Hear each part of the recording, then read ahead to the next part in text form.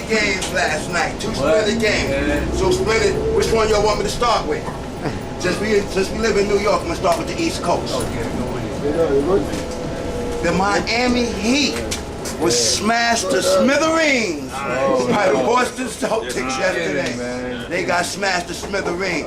And listen, when I say smashed to smithereens, I'm not talking about the final score, because even though they was being blown out in the first half, they made a comeback in the second half to the point where they only lost 112 to 107 by 5 points. But their egos, because they down there right now in South Beach, doubting themselves. They saying to themselves right now, damn, we that bad? We stink. We really suck. Yeah. We ain't gonna get no championship. LeBron saying to himself, I should have never made that dumbass move. You know, they all doubting themselves right now down there because they got tore up in the first half. You know what I mean? It was just, listen, and matter of fact, I'm changing their name from 3 to Hardway. They don't deserve that name. And I apologize to Brett Williamson, Jim Brown, and Jim Kelly for even putting them in the same class with the original gangsters. You understand what I'm saying? In fact, we're going to call them what they really are, okay? The 3 partners, if you like. The 3 buddies. The 3 friends. Even the 3 amigos is too classy for that group. You dig what I'm saying, man? Really, man. It was just too much green in between, man. Too much Rondo. He's doing it. He didn't even score that much. He scored 18 points. He had 16 assists.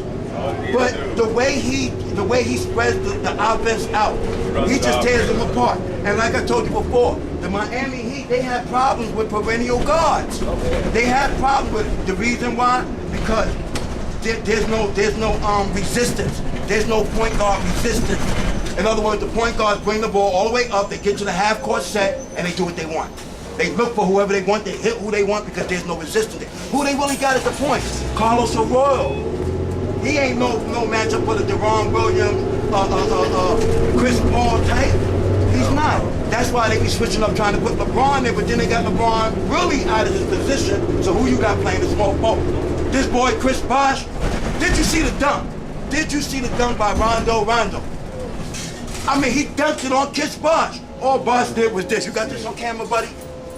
Link. Because he said, boom! And he went like that. Chris, I told you he was soft.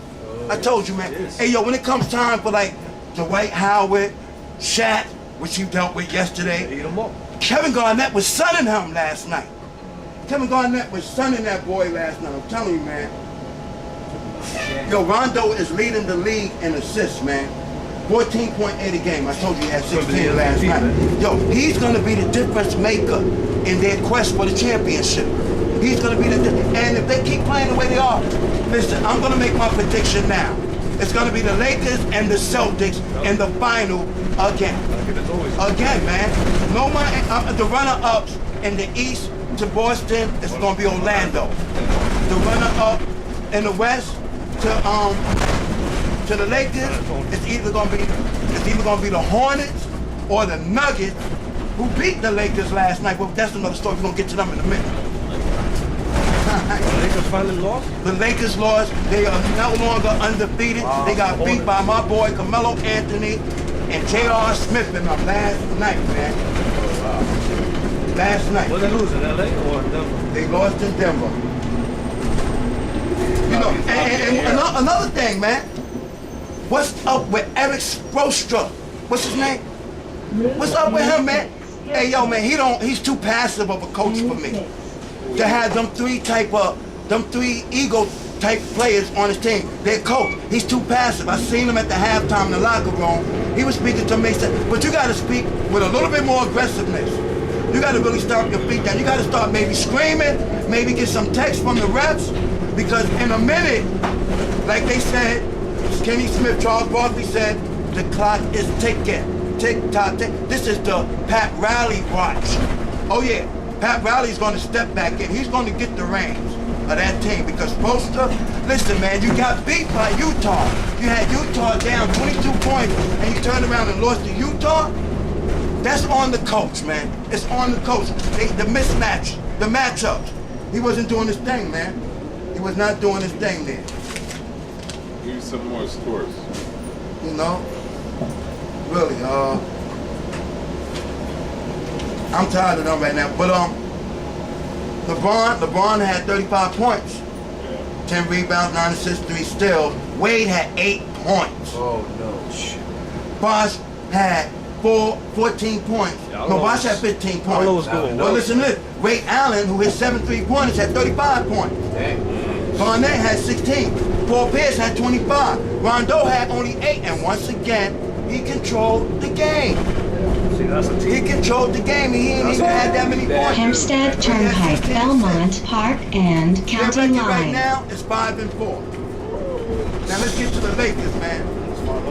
The Lakers, the West, when they play in the West, the West teams never let you down. They're exciting, you know what I mean? They be having shootouts over there. You know, blazing pistols over there in the West. But once again, man. The next major stop is Locustwood Boulevard. It was a good game, man. It was no blowout over there. That game was like back and forth, back and forth. But Carmelo Anthony, 32 points, 13 rebounds. You know what I mean? Too much J.R. Smith. Now, he only had 13 points, but he's such a Mr. Energetic.